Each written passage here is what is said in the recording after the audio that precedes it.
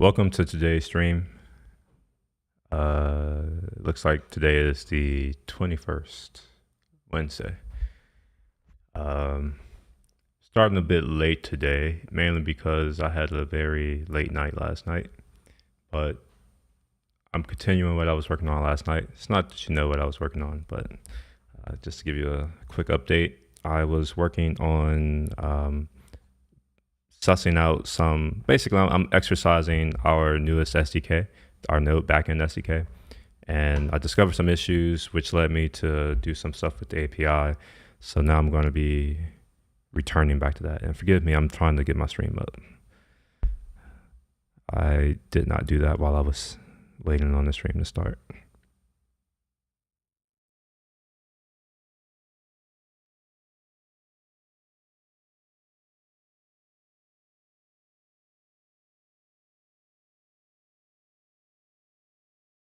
Okay, all right, let me go ahead and switch over to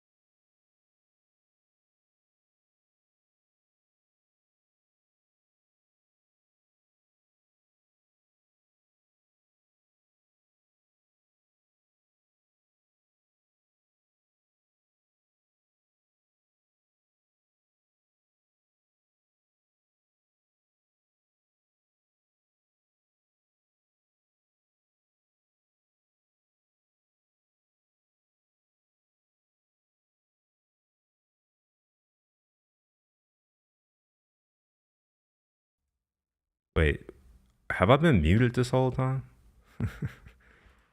Oh my gosh. Man, alright, so apparently I've been muted this whole time. Hello, Factory, how are you doing? You're done with your exams. I didn't even know you were in college, man. Like, I've just learned something new.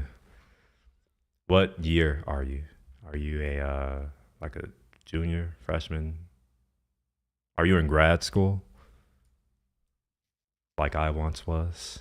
And then you became jaded and you're like, why the hell am I in grad school? That was me. When I got there and I was like, hey, I've already have had success. Why am I here with you all? Grade 9. Oh wait, oh you're in high school. Oh my gosh. Like like high school grade 9? Like god dang. Dang. How old are you in like in ninth grade? Is that like 14? Man, you just made me feel old, bro. Like I think I'm double your age. I'm over double your age.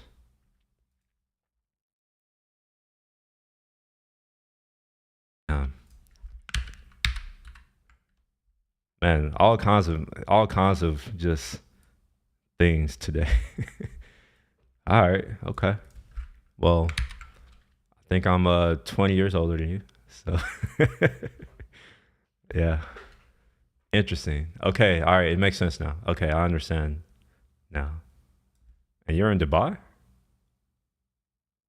UAE, rather.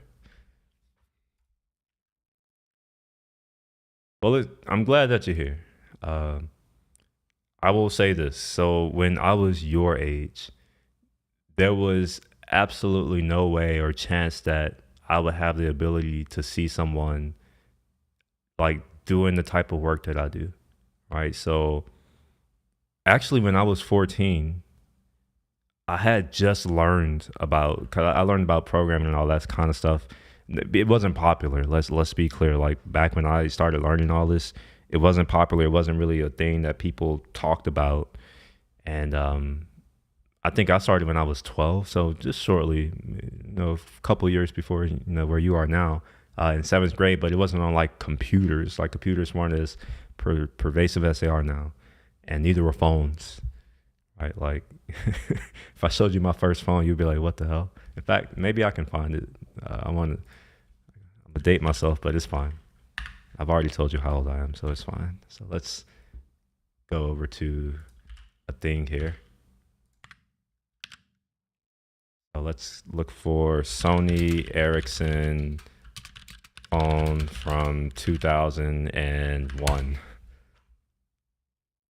Let me see if I can find it. Oh, here we are. This was my first phone, the one that says 1998. That was my first one. So, you weren't programming on phones back then. In fact, I will show you the thing that I learned to program on. So it was a Texas Instrument, so TI 83, just a regular 83, not the plus, but just a regular 83. See if I can find it. This thing right here. Well, this is a plus, so this is that's not even the one I learned on. It was like the original one, the OG. I still have that calculator, by the way. I love that thing.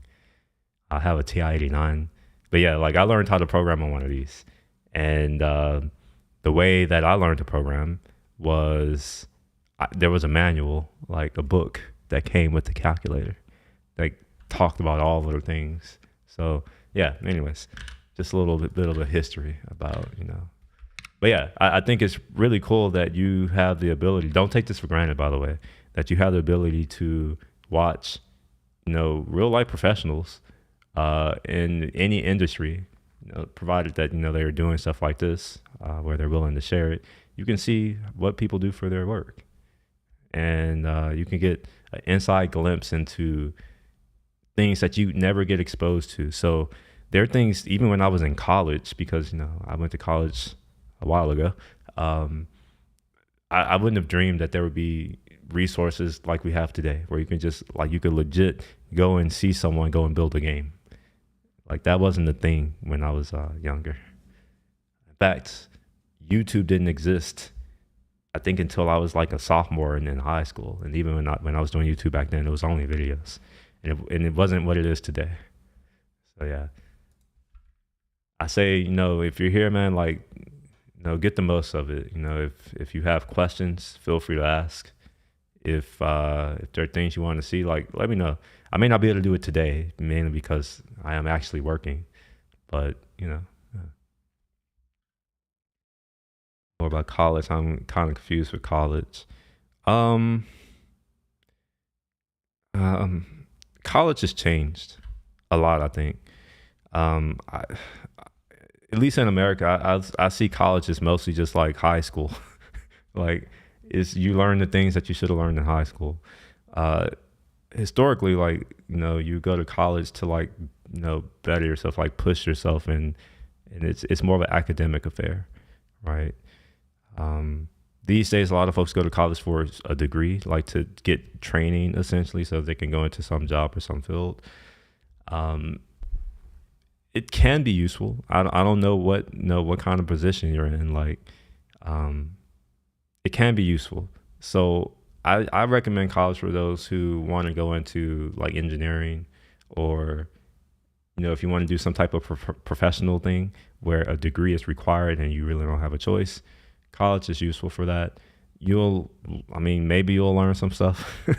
um, I think what you really should learn from out of college is just being self-sufficient, right? Like, you learn how to learn. Supposedly high school and middle school and elementary school should teach you that, but I've learned that most people don't come out with that. So when you go to college, it's a lot less hand-holding, or at least it should be a lot less hand-holding. And you should be expected to be presented with information, maybe not even complete information, and to be able to take that information and go out into the world and pull more information, and then be able to put that together to synthesize something. Synthesize something means to use it, just make use of it, come up with new information, new knowledge based off of previous knowledge, that kind of thing. I know that's probably not going to help you much, mainly because, like, you're still kind of young, and that's not an indictment against you. It's just some things you won't really truly understand or appreciate until you get a little bit older. So what I'll recommend is ask that question again in your sophomore year, and then ask that question again in your junior year. Ask it again in your senior year, right? Like, what you'll likely find is that you'll gain different levels of understanding just based on where you are currently in your life. I know that's the most non-answer possible, but, like, unfortunately, it is an answer. Not all answers can be understood at the time that they're given, unfortunately. All right.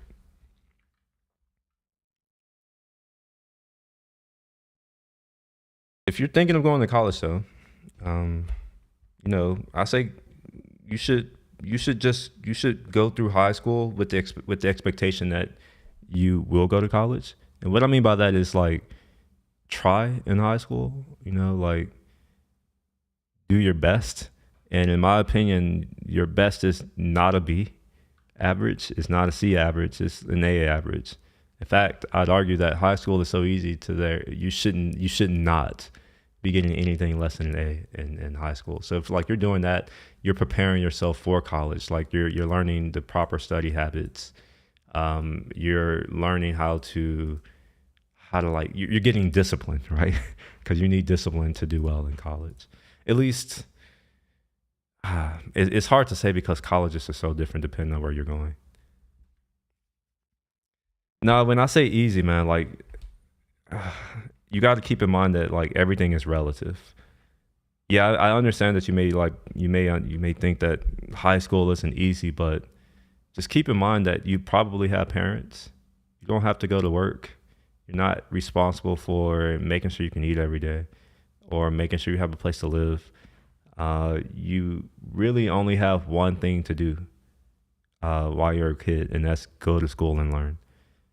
So from my perspective, let me keep in mind a little bit more perspective. high school is easy.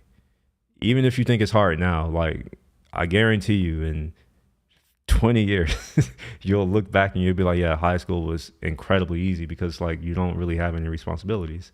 You just go to class and do your work. Well, I hope that you don't fail your English quiz. I can help with that. I mean, I know English a little bit. Uh, my writing is a lot better than my speaking. I speak with an accent because in America, depending on where you grow, like where you grow up, and just what culture you exist in, the way you speak is going to be very different. But I do know English quite well. um, I mean, I got a perfect score on my SAT in the verbal or written writing, whatever. I think it was writing, or it may have been verbal. I think it's two. I don't know. I forget. It's been so long ago. I don't remember when I took the SAT. But I've always done really, really, really well with like reading, writing, comprehension, that kind of thing. Like when I say really well, I mean like seriously, seriously. 16 out of 20 from a different country. Well, B plus. Okay, well that's decent, right? Like I would assume that English is not your native language, although there are a lot of English speakers in Dubai, so that makes it a little bit easier. So it's like a B plus is not bad. You probably got a better grade on your quiz than I would get on my quiz if I were to do mine in Chinese. I'd probably get like a B. So like just real talk, and that's mainly because I don't have the time to put in as much studying as I would like because I have this job and I have other obligations and responsibilities. And that's what I'm getting at where it's easier in high school. You're given the curriculum, you're kind of like, literally handheld through what you need to learn. Whereas as you get older, there are going to be some things that you may need to learn, but no one's going to tell you that you need to learn it. There probably won't be any, curriculum or structure for you.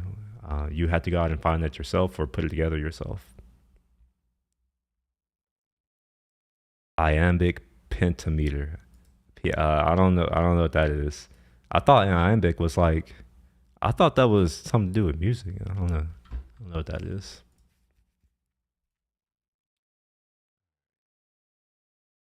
I think I've documented this, so we're good on that part.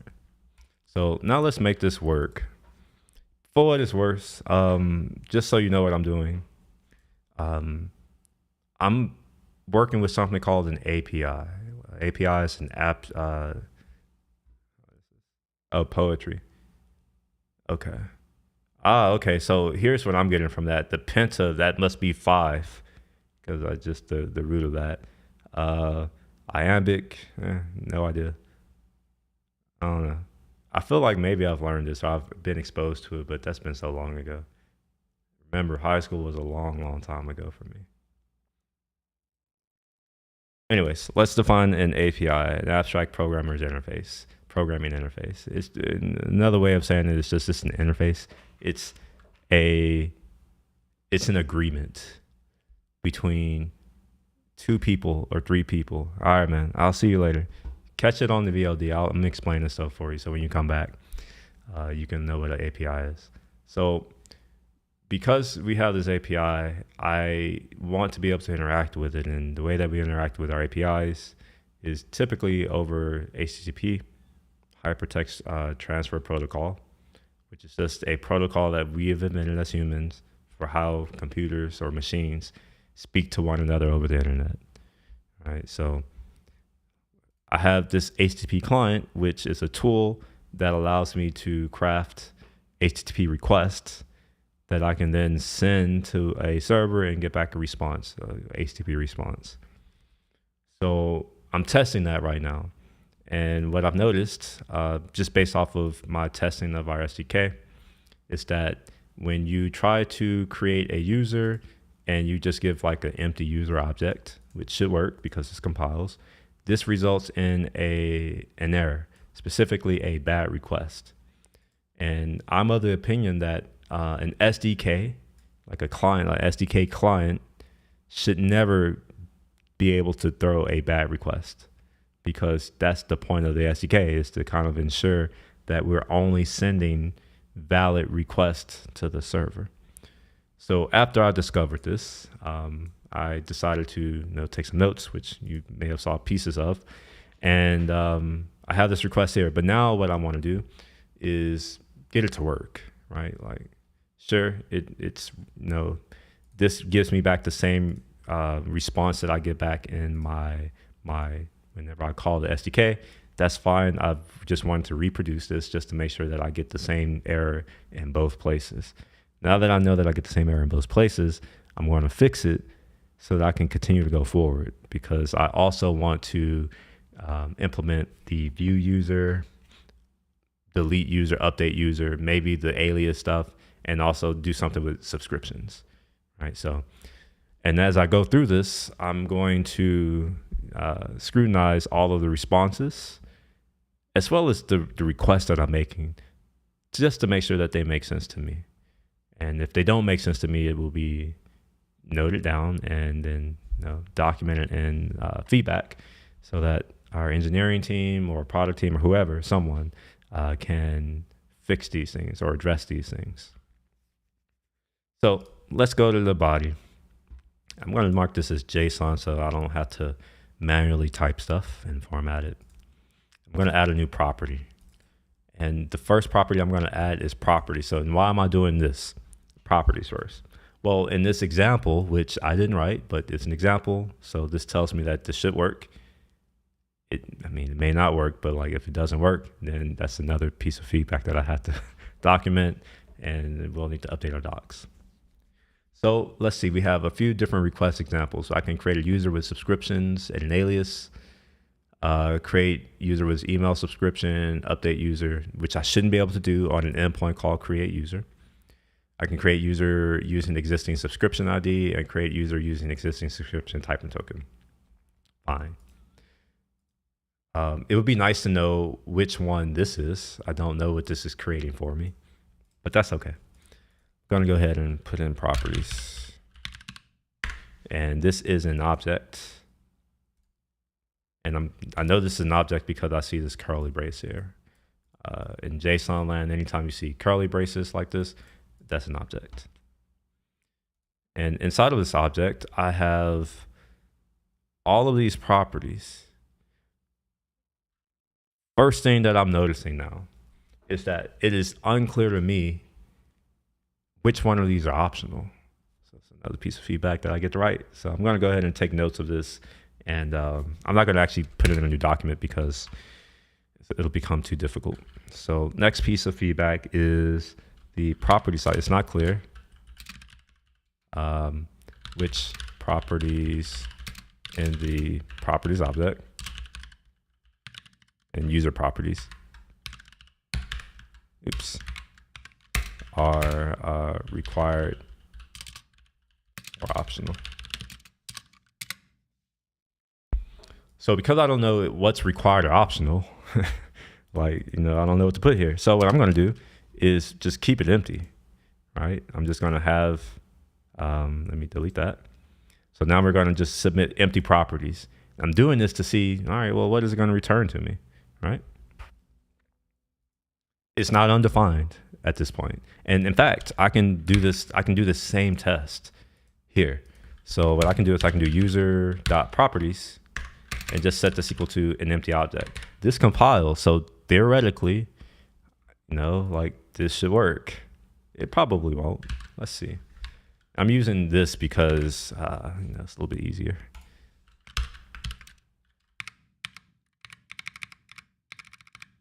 Oh, all right. Well, it's not in my history there. Let's show history.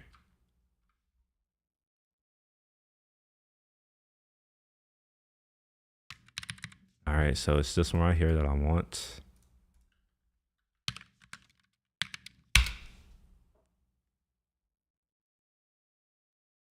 We get the same code, 400.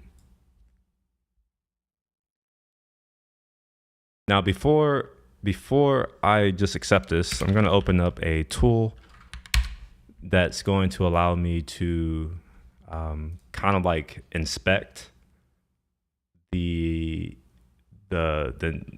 basically the thing that's going across the wire, essentially.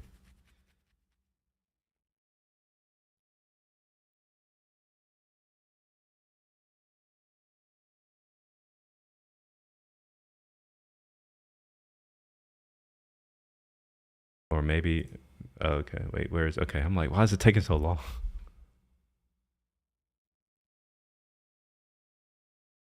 I wonder if there have been any updates to this in the past.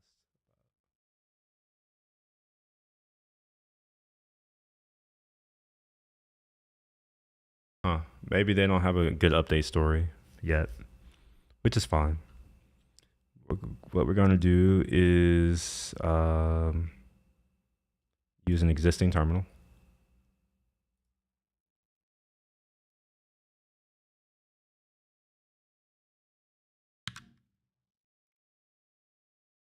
And I'm not going to do it here. I'm going to do it in my real terminal.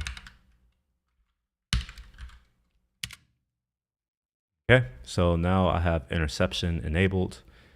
So move this down to here. And let's run this create command. All right, so we get to 400, perfect. Now here's the reason why I want to use this tool. I want to be able to inspect and see what is going across the wire, right? Like one of the things that's very important to me is knowing what's going on. That's how you debug really. And now this gives me some more information, right? So let's make this a little bit bigger. I think this is really important actually. Okay, so we see here that we get back a 400 status code, which is what we know already. And we'll see here the headers. These headers correspond to what we have here. It's a little bit easier to read. So we see access control, allow headers, SDK version, you know, whatever, XYZ. That's what we have here, right? Now the next thing that we have is an actual response from the API. However, when we look at this, we see that we are basically erasing that information. We don't have any insight into what's going on. The API is saying, hey, there are some errors. There's one error, and the code is user 3. We don't see that here. The title is created user requires at least one alias or subscription. That would be incredibly helpful to know for this message, right? So the fact that I can now look into here to get an understanding to what's happening gives me a lot of information to use to be able to debug this. So now I have more, you know, I now have a better idea of what's going wrong. Now, that's not going to help me. I mean, it will for now. But this is really, really useful for, you know, the team, right? So when I write this feedback, I can give them some information. I can say, hey, this is what I found. You know, this is what the API is doing. This is what our SDK is doing. And because I see what the API is doing, I now know that the issue is with our SDK. And because I know a little bit about something, I can actually go and look at the code and say, hey, well, it's these lines of code.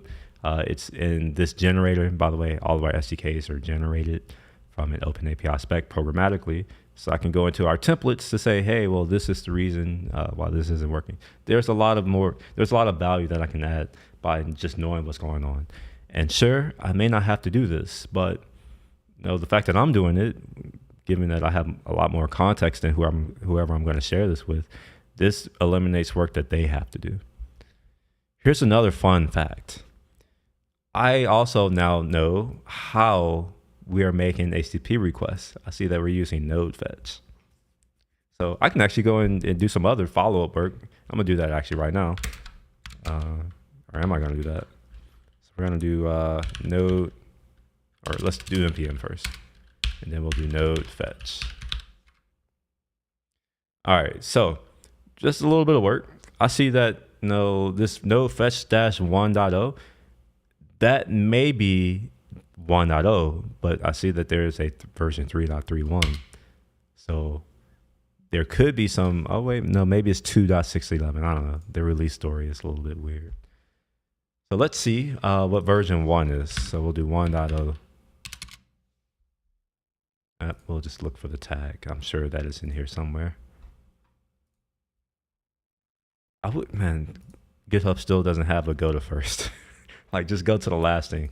That would be so helpful right now. Oh, okay. Well, never mind. Maybe that /1 doesn't mean what I thought it meant. All right. anyways, that's not the issue though. So it's not really any need to keep going down that road. Okay, so let's make this work. I now know what it takes to make this work. Well, actually, before I make this work, let me also take some notes here.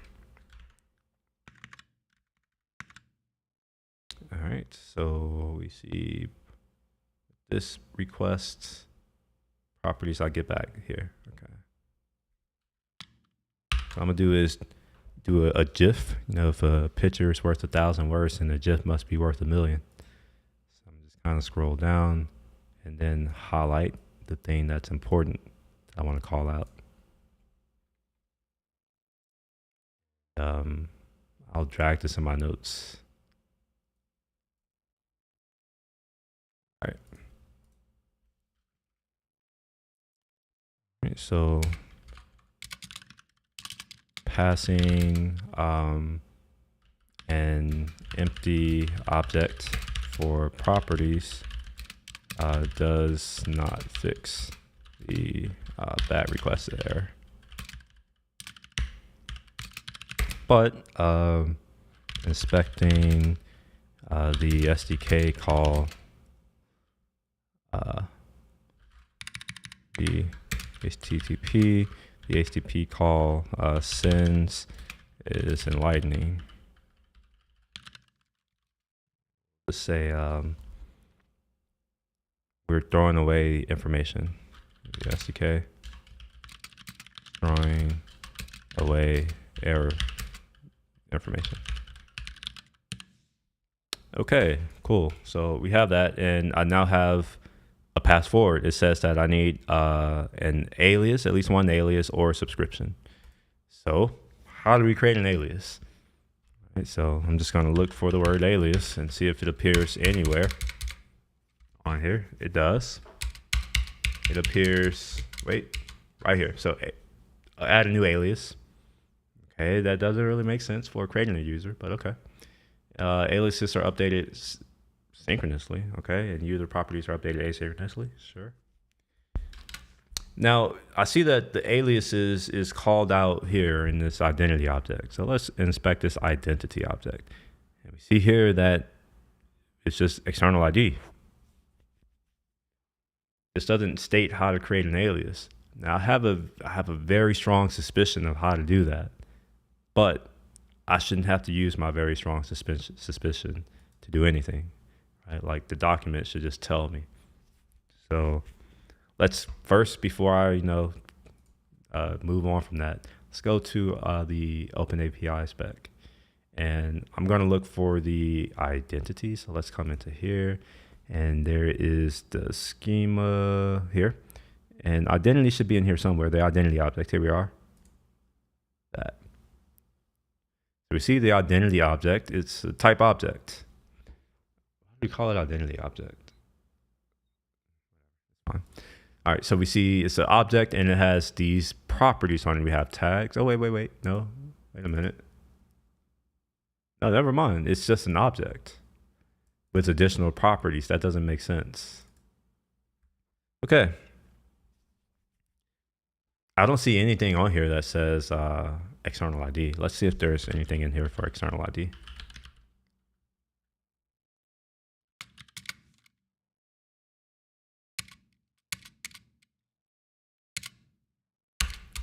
The answer to that is no, not in the context where that I care about. The context here being inside of the identity object type. Okay. So what I'm first going to do is make it work. So we're going to create a user, and I'm going to use my SDK to do that. So I don't need properties apparently. So we'll just do user dot identity. I think I'm going to have to turn off Copilot. It's starting to annoy me right now. We'll disable for now. Okay, so identity. We see here that identity, okay, I've already documented this, but for the sake of brevity, I'm gonna rehash the same thing after I read a direct message.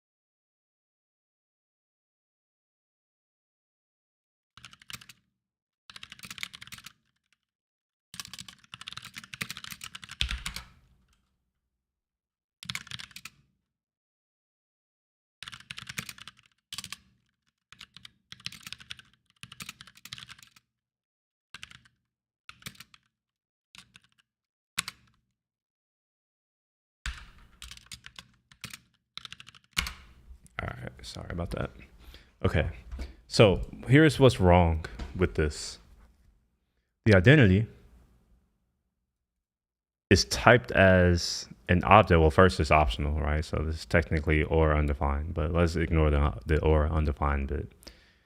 This is an object that's typed as anything, right? It could just be whatever properties that I want, and they can be whatever value that I want. It could be any, right? I don't know if that's correct. However, when I come into our documentation, we don't give any constraints. We don't say that the properties, the value of those properties must be a string. We don't say that. We don't give any information. We don't say how big the string can be, or if there are any arguments that are invalid. Yeah, so anyway, let's go ahead and do something. So now that I know it's an object, we'll make it an object. And it needs to have at least one property in it. What I'm going to do is I'm just going to use this right here, this test. So we'll say external ID.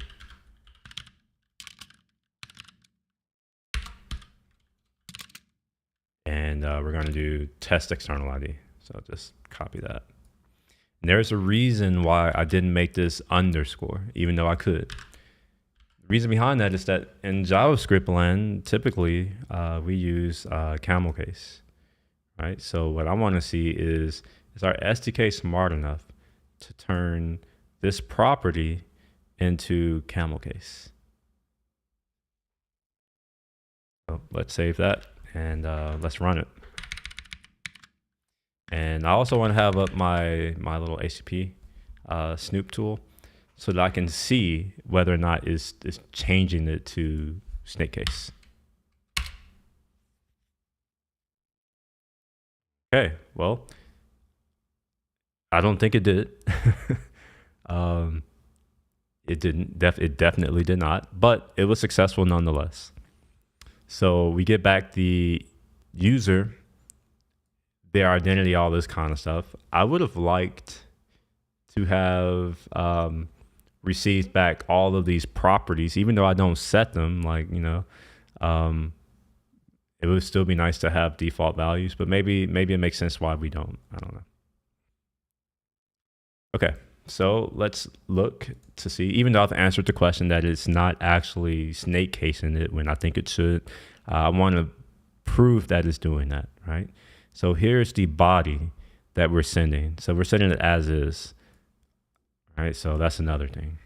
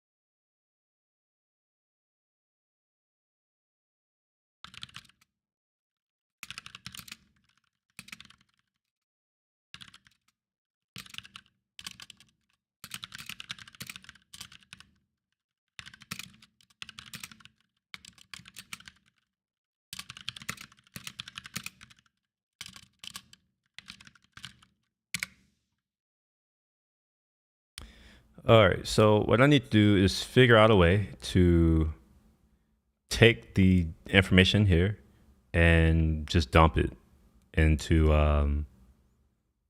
like text. I want to copy this as text somehow. There was a point in my life when I knew how to do this. I don't remember how to do it anymore. Let's see, can I right click?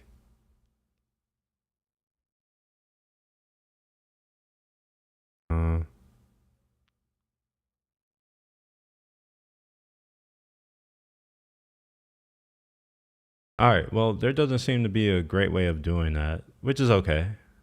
What I'll do is just kind of scroll really, really carefully, and I will take screenshot.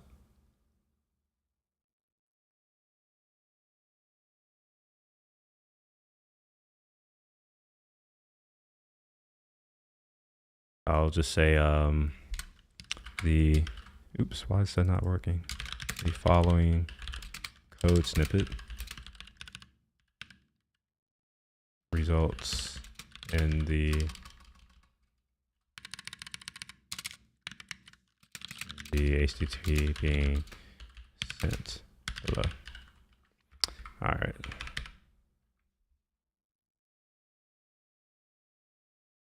I'm just going to copy this bit as well as this bit.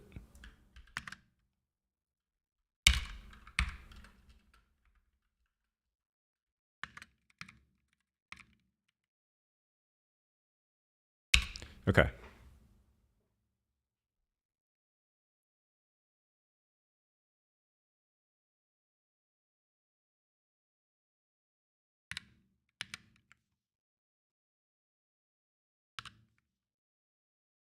Cool. So I now have this working. And now what I want to do is actually go and see if that user is indeed created. So I'll refresh.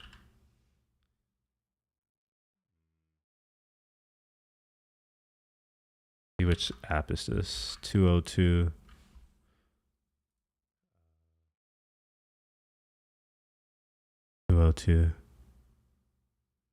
BF 202.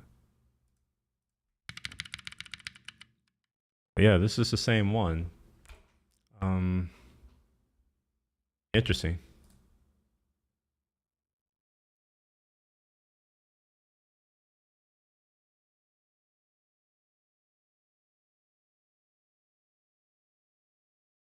I don't see the I don't see the thing.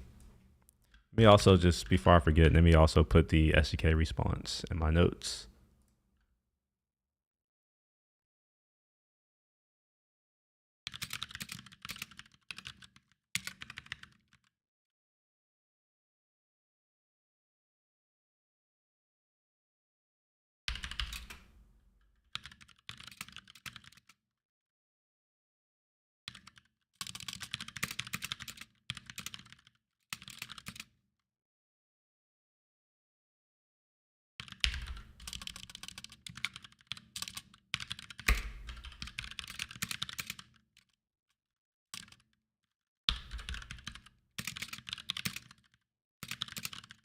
All right, so I don't see the user, right? So what I'm going to now do is just remember this external ID, and I'm going to try to implement well, I'm not going to implement it now. I'm just going to use the API to do it. I'm going to try to view a user, I guess by identity maybe. Or should that be by just view user?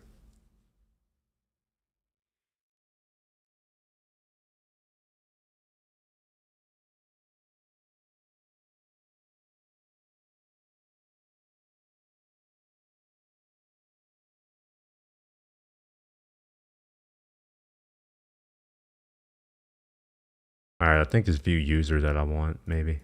Yeah, it's going to give me more than just the identity. Okay. So let's do that. Let's duplicate this, and we'll say view user. Move this up to the top. This is going to be a get. We're going to apps, app ID, users, /by, /alias label. Oh, this is going to be interesting. I don't know if HTTP or, yeah, I don't think URLs are case sensitive. So we're going to do external ID and then the alias ID. So the alias ID is going to be this right here. And if that doesn't work, which I don't expect it to work, I'm going to use the one signal ID because one signal is snake case. Oh, that did work. Okay, fine. Fine. Okay.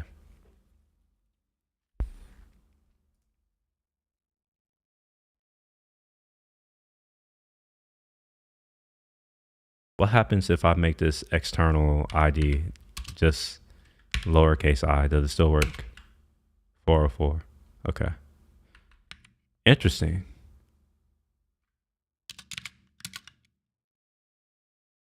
I mean, I understand why this is working, but ideally we should not be case sensitive in our URLs. And I know why this is working. This is a path parameter. We can do whatever we want. It's just a string. But yeah, I don't like this at all. All right, next I'm gonna go ahead and do what it should be, which is the one signal ID. This is how we should be specifying our properties, our URL paths. So I'm gonna go ahead and do here, and that should give me back the same data. All right, cool.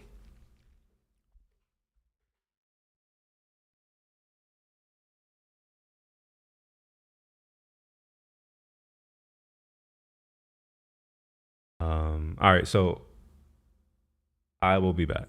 I'll be right back. I need something to drink.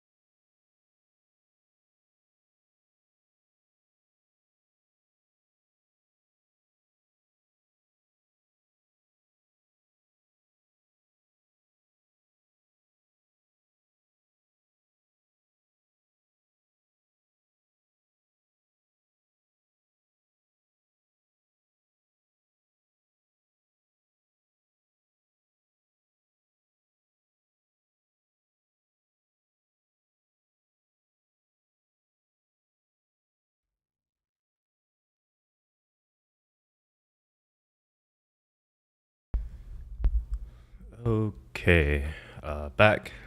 Just realized or just remembered that I'm still in Houston. I had a flight booked for San Francisco. Booked it last minute yesterday, and I was meant to fly out today at like 5 in the morning, 4:30. Um, was it four? No, it was 5:30. 5:30 in the morning.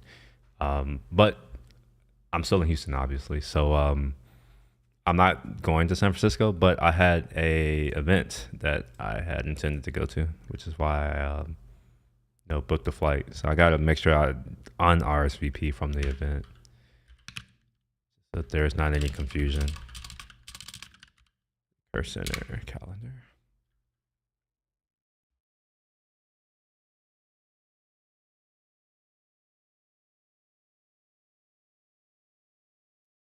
A little kind of bad that I'm not gonna be able to go, but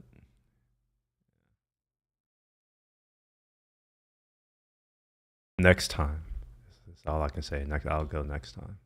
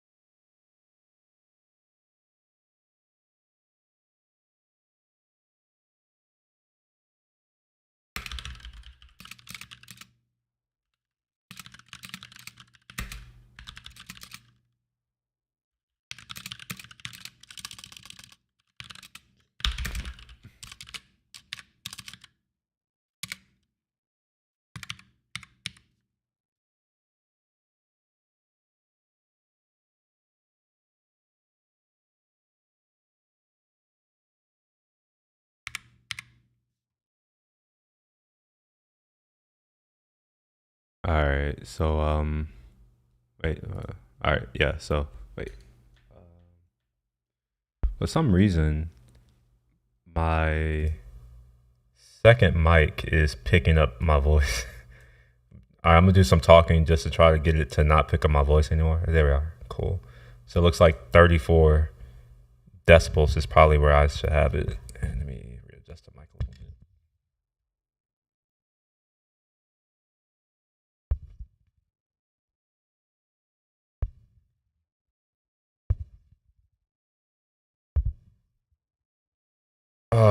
I really need a way. I need a better setup. uh,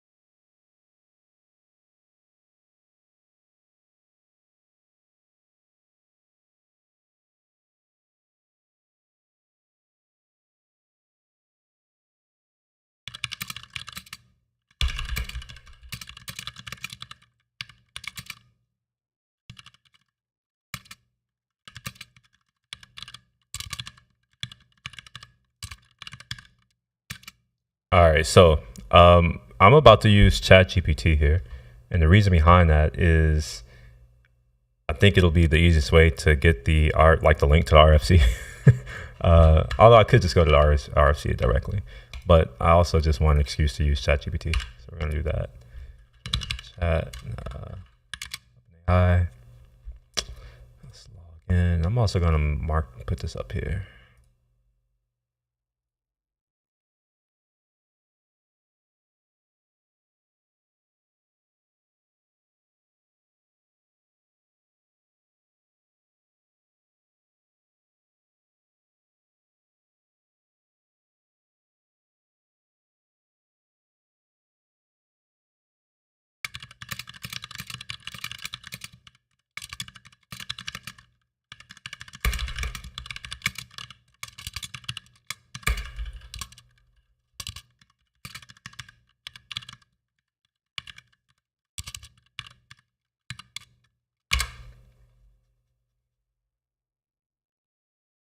Oh, look at that. The main part of it is case insensitive. Okay, but the paths in are case sensitive. Okay.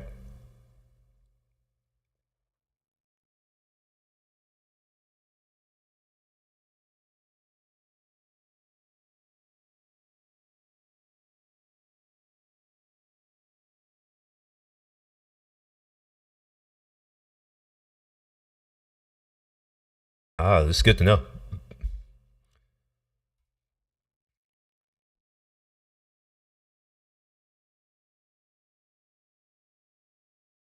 You know what? This is so good. Like, I want to see if Google can do that. Um, are HTTP URLs case insensitive? Excuse me.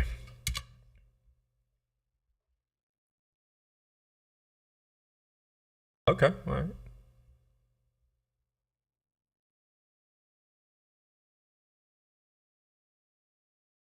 All right. Well, before I get into that, I also want to know, should they be case sensitive?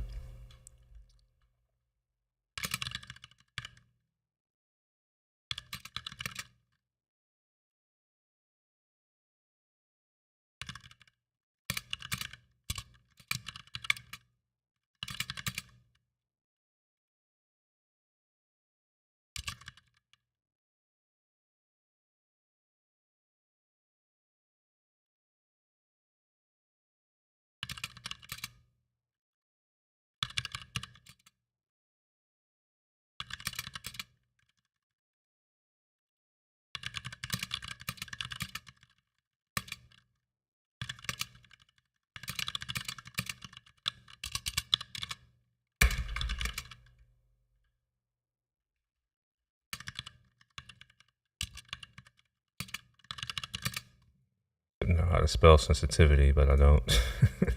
All right. So what case sensitivity should I use to ensure the greatest compatibility?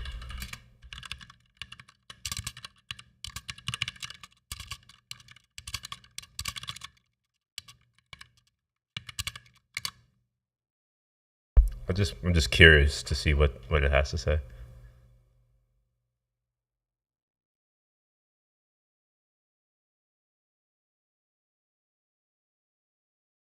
Especially on Windows.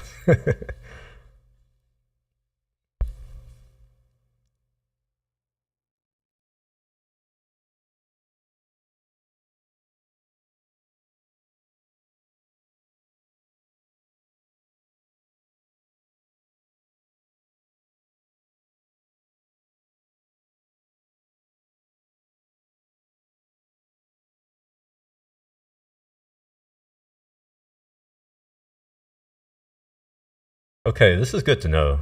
What I'm going to do is just copy a link to this.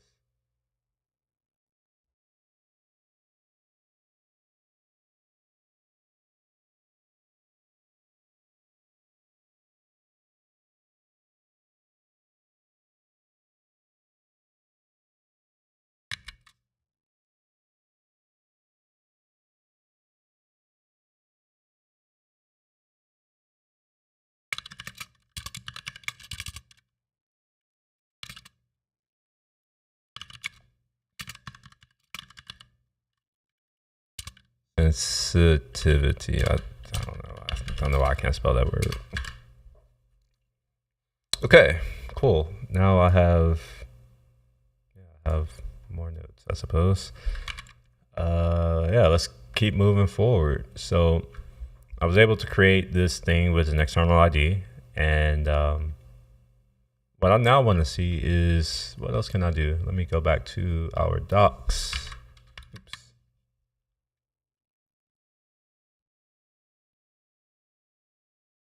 All right, so this is all this is going to do. It's just going to give me back alias label, alias ID. All right, cool. So I think what I should do now is just what? Bro, that was weird. Okay. So what I'm going to do now is create a new command. So run that. I don't remember, so we'll just open up my history.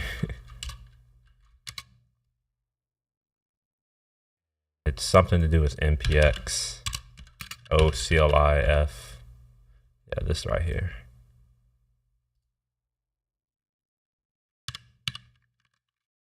So we're going to generate a command, and this is going to be called view. Yeah, view.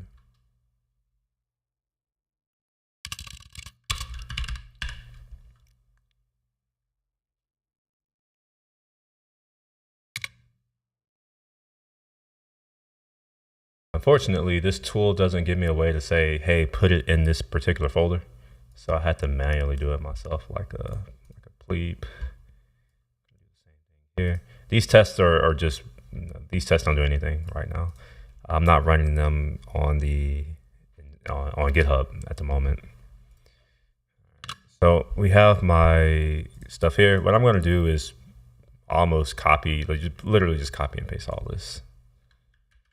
So we're going to move the view to just below and import all those things. And this command is just viewer user.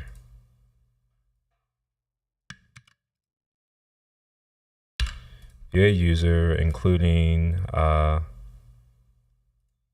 their aliases, properties, and subscriptions. Okay, we need an app ID or a flag. I'm not going to use any args. So we're just going to import the app ID, which I think is already here, and this is going to be true. And what I'm also going to do is this little bit right here. Just copy over.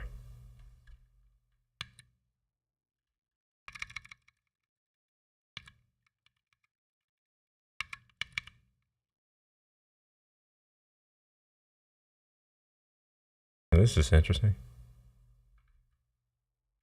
Oh, never mind. It's not that interesting. Okay. So I don't want to create a user. I want to view user.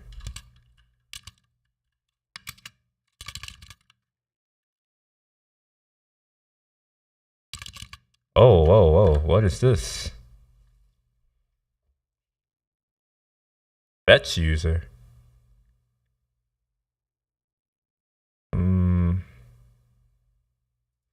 Is that what it's called?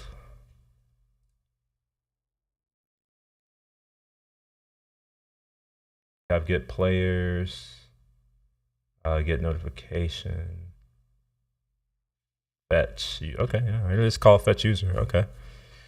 I really wish that we would use the same verb, fetch or view. I think fetch is the better term, but this says create or view.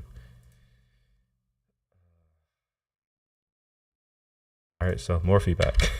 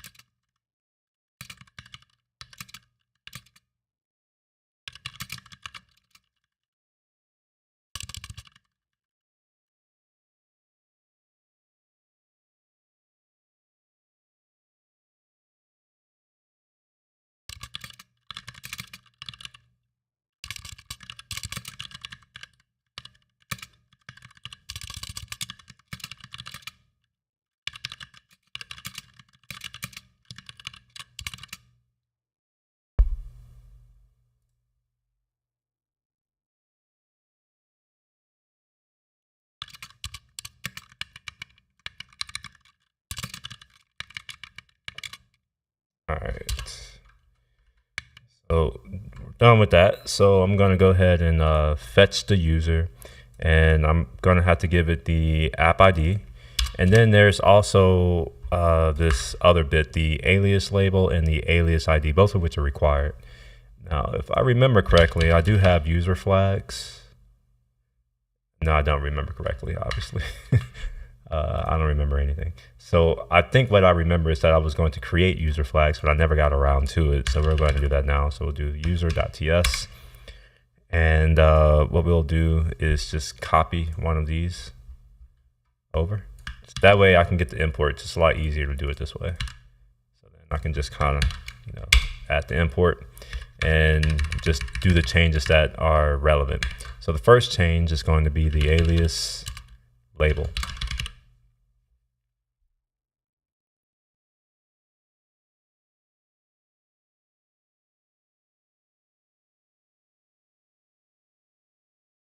All right, this is going to be alias label. And the description, I'm just going to kind of just copy this. Key or type of alias to wait. We need to use one word here.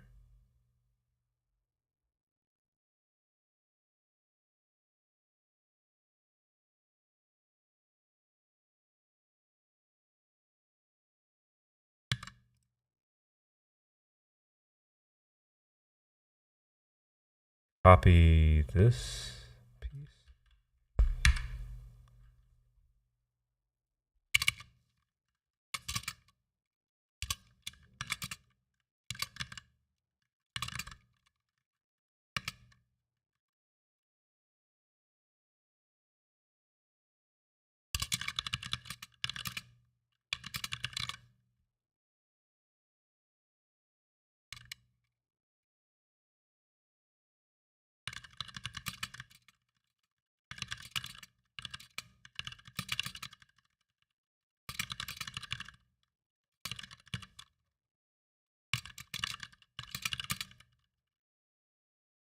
I think that's clear, so I don't have to rewrite it out, so we're good. So we now have the description, which I can massage that later. But I also need the ID, so I'm just kind of copy this. Most of this remains the same. I'm gonna select that, and then we'll do alias ID, like so. And then this is gonna be the ID or value set for the desired alias. Wait, what?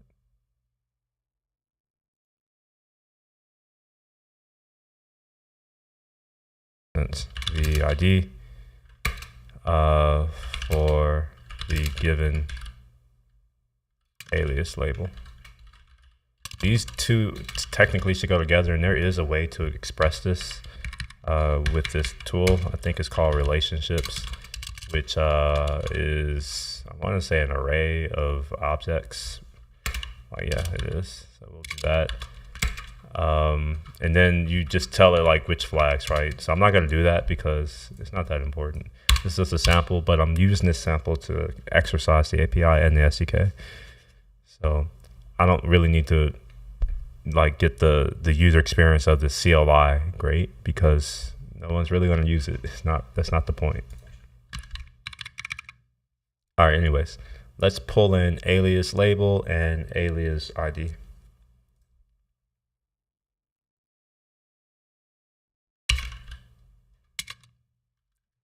not what I want. Alias label, that's going to be required, and then alias ID also required, and we'll like import all the things.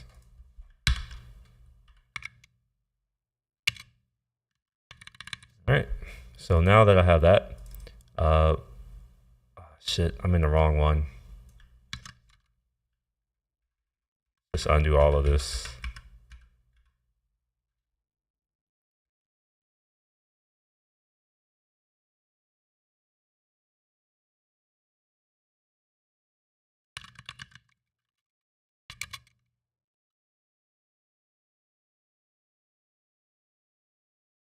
I'm going to rename this fetch because, oops, that's not what I want. I'm going to rename this fetch. And I'm also going to rename the helper down here fetch.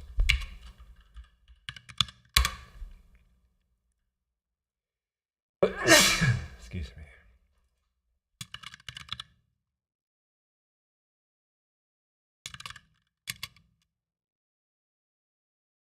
All right, we'll put these here, and let's import all the things. And I'm going to remove the previous imports. Also, this identity, technically, I would prefer to be able to pass that here as an object, but I'm not going to do it. I'm just going to keep it hard-coded for now. Save that off and come back to our fetch. And the reason why this is upset is because this is currently the wrong, it's not complete, right? So I have the ID, or the app ID rather. Next I need to put the alias label, which is also going to come from flags. And let's get rid of these args here. And I'm just going to destructure this in place. We're going to get the alias ID, the alias label, and the app ID. We'll just do like that. We'll say app ID. I need to give the label,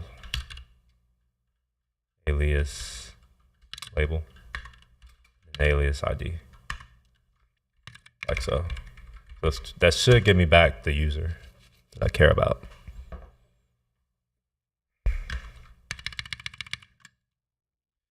So let's see. Here's the user that I want to get. So we're going to do fetch.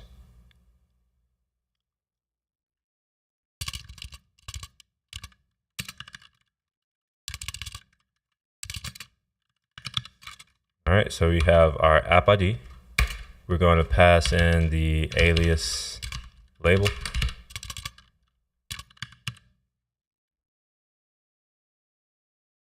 And honestly, I could make a character for this, like do a -L or whatever, but I'm going to leave it as is right now. So we'll pass an alias label of external ID, I think is what it was, with a capital ID. And then the alias ID is going to be whatever this is.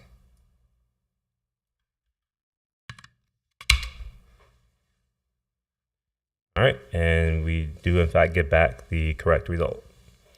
Cool, so yeah, this is working, although there are some things that, you know, I kind of wish were different, but you know, it's whatever, it works.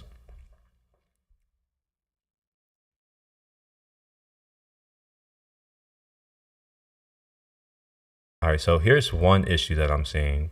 I would like to know what type this return is, just like in our response. Yes, I know it's a number, but you know, how should I interpret this number? There are several ways that we can interpret these numbers. So let's copy this, and I want to show all the different ways how we can interpret this. You know, there's Unix time. There's also milliseconds since epoch, like the epoch, whatever. So one is seconds, one is milliseconds. There's also ISO 8601, and I think there's like an ISO 2243. Actually, I forget. Let's go to, let's focus on my other thing. And we'll come into code and color. Take it out. It's here. Oh, wait, this is other feedback. Okay, yeah, I need to write a note. So what kinds of times, what date format do we expect?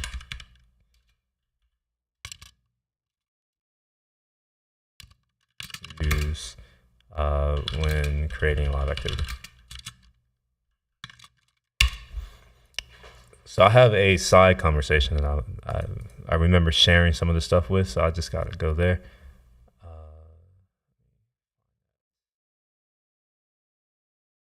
RFC. Okay, yeah, here we are. So there's 28. Okay, so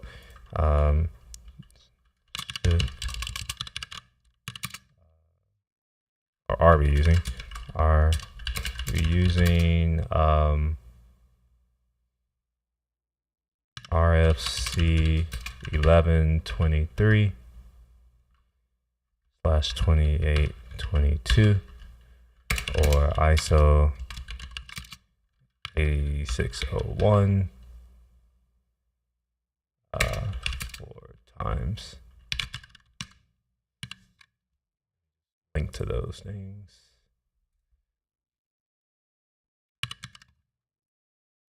So we have the IETF for 1123.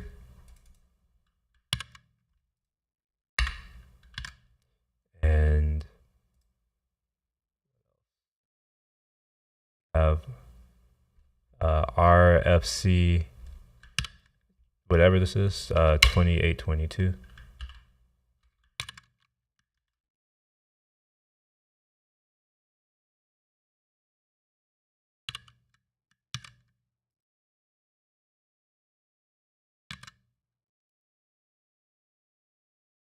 Apple has something for the other one, ISO something, 86 something.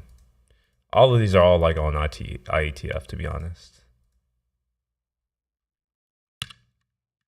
In fact, I think what I'm going to do is, no, I'm not going to do anything. I'm just going to paste for now. I'll figure out what to do another day.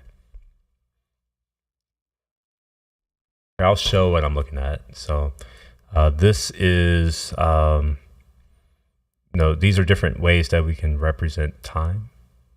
So there's ISO 8601, which I want to say is internet time. Oh wait, no, maybe it's 2822. That's internet time. I don't remember these things.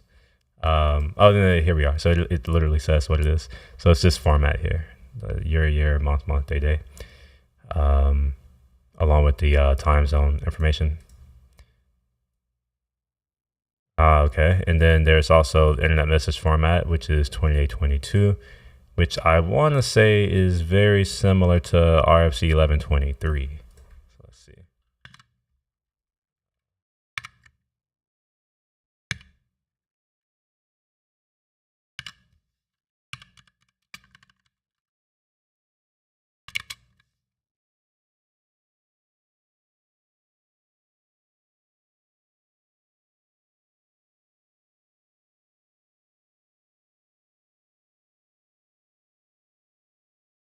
Yeah, I think this is the one for internet time. Okay, so it's important to know which one.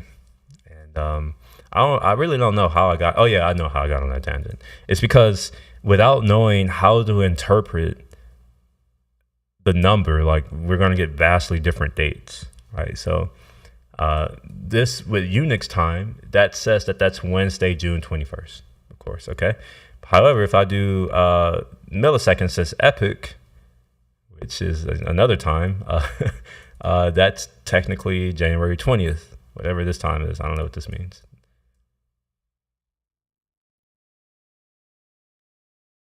And then obviously it's not valid here. So I think I would have to do 2024 or 23 .06 - 21. So yeah, that's this kind of time. Okay, I'll get rid of that.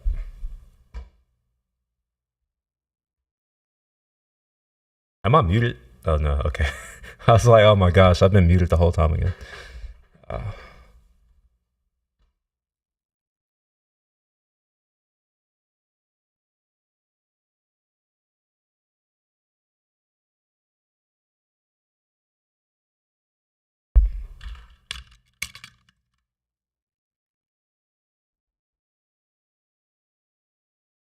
All right, so fetch seems to be working. What I'm also going to go ahead and do is implement that inside of paw. And the reason why I'm doing this is that it makes it, wait a minute, hold on. One signal. Oh, wait a minute, okay, all right. There are some things that I want to change here.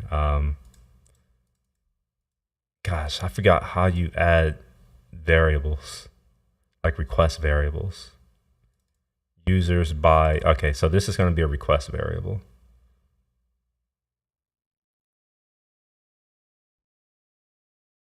Or param, I guess. We're going to call this by alias ID, I think. Alias label. Oh, wait a minute, that's not what I want to do. Let's undo.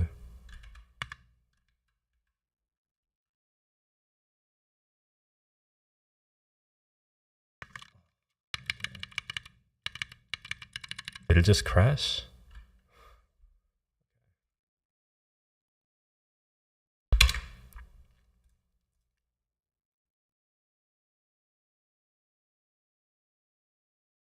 All right, so here I want to add a value, a request variable. This is going to be called alias label.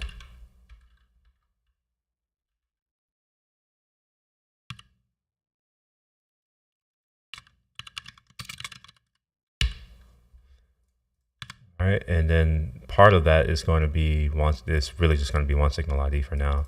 And the next piece is going to be the alias ID. That, and then we're going to create another one of these slash values request variable. This is going to be called alias label or alias ID. We'll just dump most of that in there. Oops. Yeah. We want to dump that in there. Cool. So now this should keep working. Perfect. Go ahead and save it. And I'm also going to rename this to fetch user to align what we have on our docs. So we have create user first, which at the moment doesn't work. So I need to make it work. The only thing that I need to put on here is identity, I think, and identity is an object.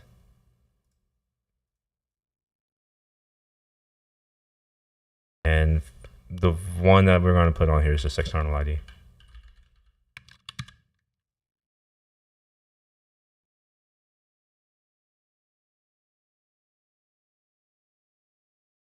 And let's just put tests for now. And that fails. Creating a user requires at least one alias.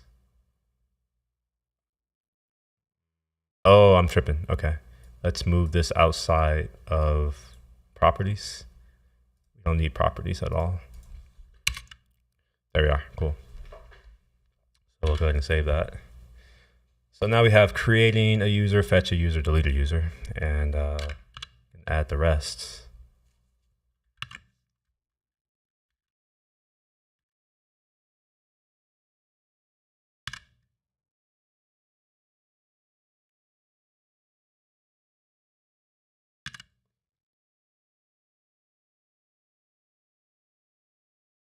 All right, we have update user and then the alias stuff.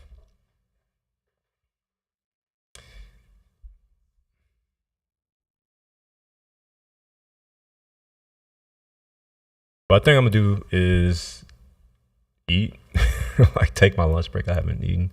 I may be back. I have a meeting, so maybe I'll be back, right before that for a few minutes, for maybe 30, 45 minutes. Otherwise, I may come back after the meeting, which who knows? It's almost the end of my day. Anyways, I'm going to go ahead and call this for now. I think I've made some pretty decent progress. I've documented some of my notes for feedback that I got to write later. Actually, before I go, let me do some commits here.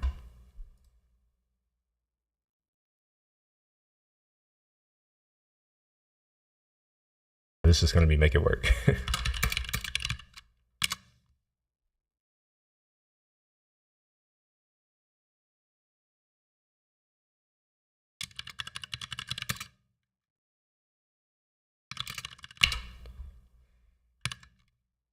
Cool. So, by the way, all of this is public. It's not merged yet.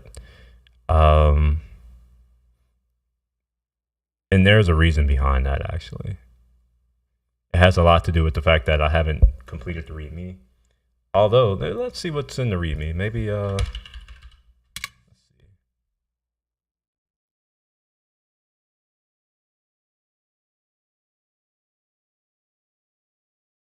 Oh, it's the same. Okay.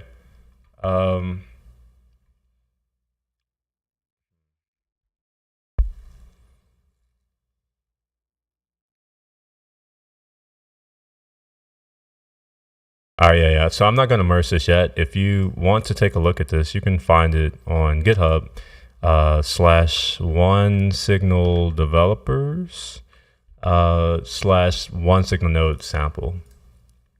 We're going to rename this though. This should be OneSignal, all lowercase, node sample. Yep, cool. So now, if you want to see all this code that I've been working on, just come to this PR and you'll see, like everything that's currently implemented.